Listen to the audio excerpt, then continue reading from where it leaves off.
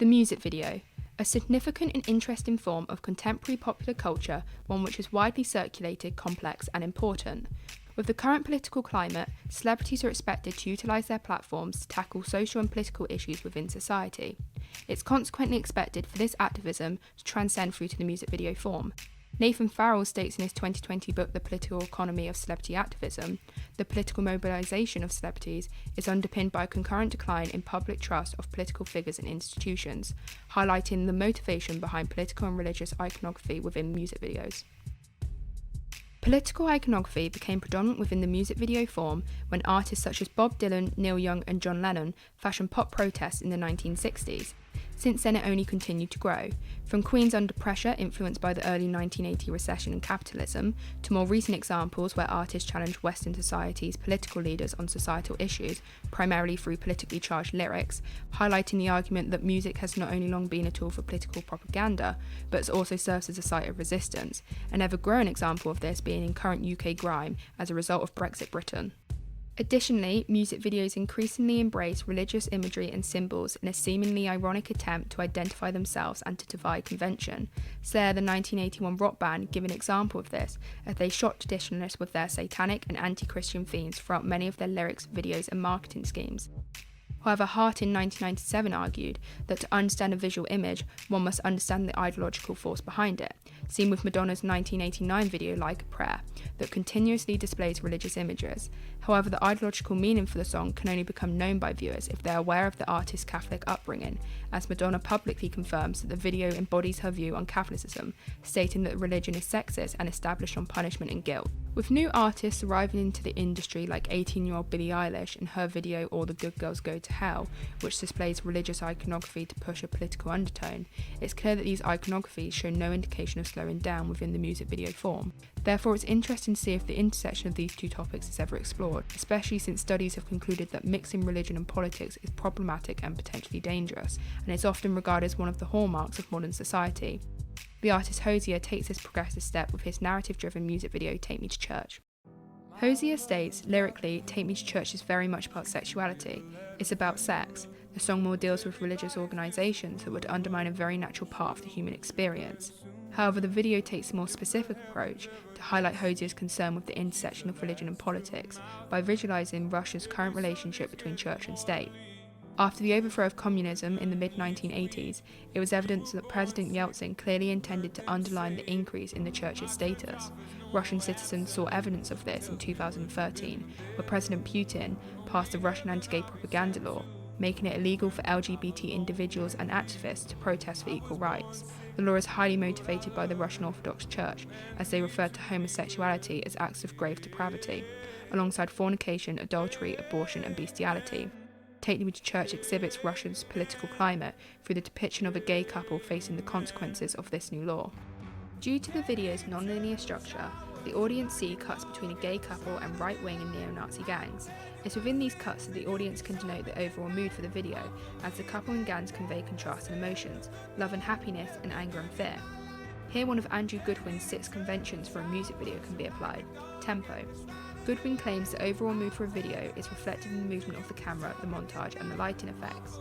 Goodwin's theory can be applied as close-ups are used when depicting the couple to capture their love and happiness, whereas to convey the emotions of fear and anger through the gangs, medium and wide shots are used at a low angle, emphasising their power and social status within society. The direct contrast references the gay couple's vulnerable social position within Russian society, a consequence of the new law. The video, which is shot in black and white, alludes to both the dark themes explored within the narrative and the black and white views the right-wing parties and the Russian Orthodox Church have on specific individuals and issues within society. Finally, Hosier used the handheld cameras to place viewers at a participating and therefore empathetic viewpoint, maximising the other technical techniques used to reflect the overall mood. Short film theorist Richard Raskin, whilst discussing his 5 parameters for short films, argues that having characters interact with meaningful objects and with their physical setting, both of which are given important storytelling functions, the inner lives of characters are not suspended in a vacuum, but rather embedded in the physical world. Take Me to Church is an example of this theory, as audiences are able to denote a box that holds a particular significance within the narrative. The box, which is seen as a metaphor for their relationship, is chained, padlocked and buried by the couple, signifying the importance of it staying hidden. The box comparable to the couple's relationship must stay hidden. What's inside the box is unknown. However, due to the anti-gay propaganda law, it could be interpreted by the audience that their love and happiness is inside, the full potential for what their relationship could be in a more accepting society. Later in the video, neo-Nazi and far-right gangs find the box and attempt to open it. The box could easily be opened, however, even when trying to split the train with a crowbar, the gangs are unsuccessful, adding to the already existing metaphor that the couple's relationship and love are stronger than the unjustifiable hate from these homophobic gangs. Hosier's utilisation of the metaphor allows him to illustrate the danger that LGBT individuals face for existing because of the law. Whilst Raskin's parameters show more dominance within fictional short films as opposed to the music videos, the presence it has within the video cannot be ignored, as Hosier's utilisation of the box adds an additional emotional depth to the video. The video concludes with the gang kidnapping, beating and performing a religious ritual on one of the men. It's within this scene that Hosier visualises the 2013 rise in extreme right-wing and neo-Nazi gang violence within Russia, whose victims were from subcultures including extreme left activists, homosexuals and other sexual minorities. In 2014, Channel 4 News released a segment titled "Anti-Gay Campaign Shows Russia's Worst Side." The unequivocal segment revealed the Russian government's religious stance on homosexuality and the surge in extremist right-wing gangs whose attacks go unnoticed by the police. A standout point in the segment was when footage revealed a religious protester firing pepper spray at a gay activist during a peaceful protest. Their attacker received just a year's suspension for hooliganism.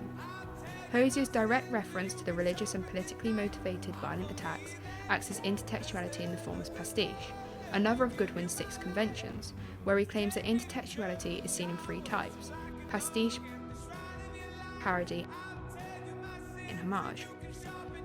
Whilst within the scene the physical violence and the attempt to destroy the box acts as a reference to the violent attacks on LGBT individuals, Hosier does not shy away from acknowledging the religious influence rooted within the attacks, as he depicts fire, which is viewed as holy within the Russian Orthodox Church.